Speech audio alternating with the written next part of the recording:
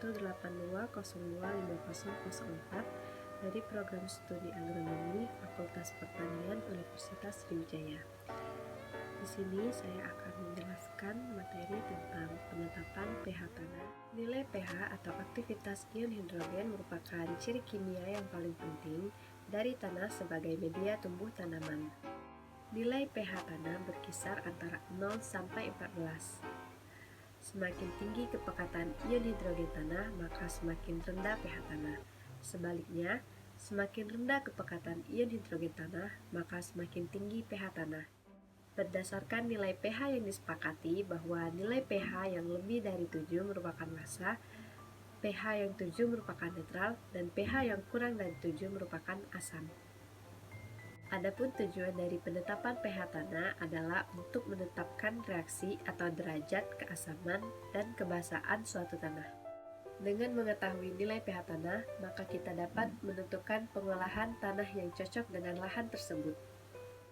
Adapun alat yang digunakan pada praktikum penetapan tanah yaitu 1 gelas beker, 2 neraca analitik, 3 pH meter, keempat tabung vellum.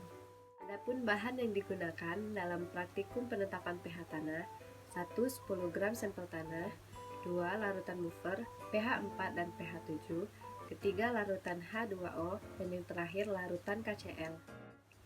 Baiklah, adapun cara kerja dalam praktikum penetapan pH tanah 1.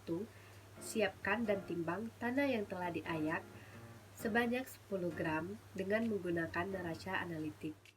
Kedua, tanah dimasukkan ke dalam tabung vellum yang telah diberi label larutan H2O dan larutan KCl.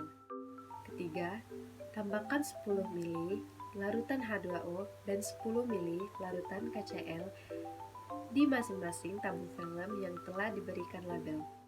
Keempat, homogenkan larutan selama 30 menit. Kelima, hidupkan pH meter, lalu kalibrasikan dengan larutan wafer pH 4 dan pH 7. Yang terakhir, celupkan pH meter ke dalam tabung vellum dan tunggu sampai angka tersebut tidak berubah. Lalu, catat hasilnya. Baiklah, sekian penjelasan saya mengenai materi penetapan pH tanah. Saya akhiri, wassalamualaikum warahmatullahi wabarakatuh.